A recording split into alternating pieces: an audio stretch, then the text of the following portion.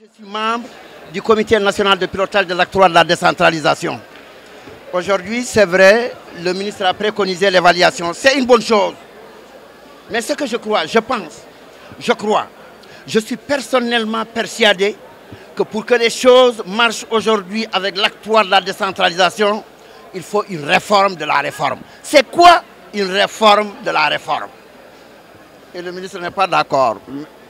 Mais je suis un universitaire et je défends ma pensée. Une réforme de la réforme, c'est aller vers les critères de l'efficacité d'une mise en œuvre de l'acte 3 de la décentralisation. Et il y a, je l'ai dit, cette réforme de la réforme est tributaire de la réalisation de 4 conditions. Première condition, il faut un personnel local suffisant. Deuxième condition, il faut des moyens financiers adéquats. Je peux développer. Troisième condition, il faut une gouvernance locale. Nos collectivités doivent être mieux gouvernées. Tchambasek a parlé de fonctionnalité des collectivités locales. Quatrième élément important et déterminant, il faut que les élus locaux aient un statut. Un statut, c'est un ensemble de droits et d'obligations qui déterminent la condition de l'élu local. Je peux développer. Aujourd'hui, quand vous allez faire des formations à Paoskoto, Ndioben, Sambalamo, les élus locaux vous disent qu'avec la décentralisation, nous de la décentralisation. Nous attendons les moyens financiers.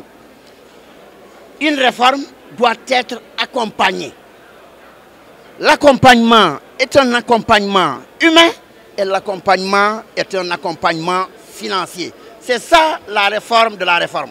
Aujourd'hui, nous avons la départementalisation, nous avons la communalisation, mais ça c'est l'institutionnalisation de la réforme. Ce n'est pas la mise en œuvre de la réforme. On a besoin d'une réforme efficace. Et pourquoi? Pour qu'elle soit efficace, il faut utiliser les critères déterminants de l'efficacité. Ce sont ces 4 conditions que j'ai déterminées. Si on détermine ces 4 conditions, l'acte 3 va être une décentralisation effective, efficiente. Dama ne dañu war a xoolaat acte 3 de la décentralisation. Indi nañ ko tey nit ñaa ngi fi. Élire nañ leen ci communes yi élire nañ leen ci département yi monde de yëf yi doxul ni mu war a doxe pour mu dox nag ni mu war a doxe il faut que ñu xoolaat mbir mi ci beneen fànn mooy réforme de la réforme. Réforme de la réforme boobu nag ñeenti mbir a ci nekk bu njëkk bi moo di bëgg nañ ci collectivité locale yi nit ñiy liggéey ci collectivité locale yi bare.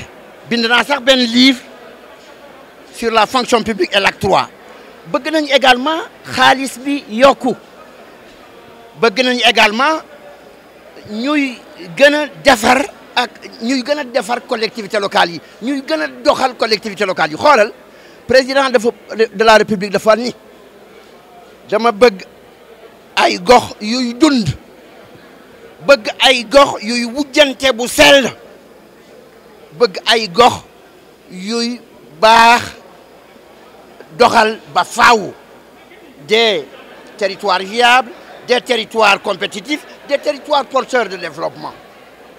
Loolu moom la ñu xaar. Ensuite, il faut ñu am ñiy liggéey ci collectivités locales yi nekk élus locaux.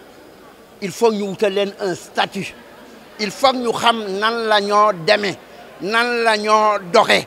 Ana seen wareef nan lañ mën a parce que problème bi moo di il faut qu'ils soient des hommes capables et conscients mais pas des porteurs de voix et des politiciens de la politique politicienne. La décentralisation c'est pas la politique politicienne. La décentralisation c'est la gestion effective de la collectivité locale par des leaders capables et conscients. Nous félicitons d'abord l'université Gaston Berger de Saint-Louis d'avoir, dans le cadre de son anniversaire, je crois que c'est le 25e anniversaire, introduit cette thématique de l'acte 3 de la décentralisation, enjeux et défis.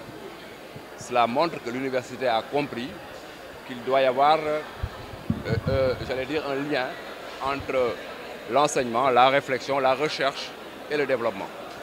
L'acte 3 de la décentralisation est une réforme majeure qui accompagne le plan Sénégal émergent à mettre en place des territoires viables, compétitifs et porteurs de développement.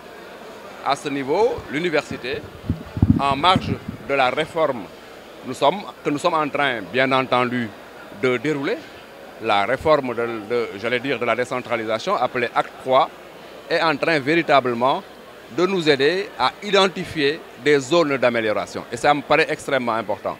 Le chef de l'État avait demandé à ce qu'on lance un processus d'évaluation.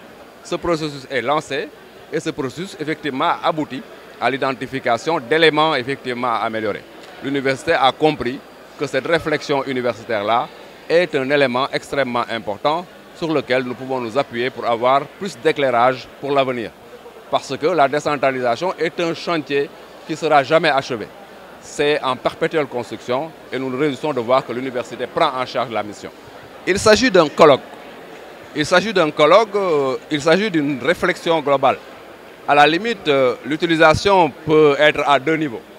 Au niveau doctrinal, mais aussi au niveau opérationnel. Au niveau doctrinal, il s'agit de faire avancer une question du point de vue de sa réflexion et du point de vue de l'enseignement. Mais au niveau opérationnel, il s'agit aussi de prendre les conclusions du colloque pour voir comment corriger les difficultés du moment. Il me semble important que ce colloque vient véritablement à son heure. L'enjeu, c'est le développement. Et nous avons compris, l'université a compris que l'enseignement doit être orienté vers le développement. Et le défi, c'est véritablement en termes de perspective. Nous voulons un Sénégal développé, mais un développement qui s'appuie sur des territoires compétitifs. Heureusement que l'université Gaston Berger a compris que c'est à partir des territoires que nous pouvons effectivement impulser le développement national. Je crois qu'à ce niveau-là, je me réjouis de voir ce partenariat formidable entre l'université et le gouvernement pour aller vers un développement harmonieux de nos territoires.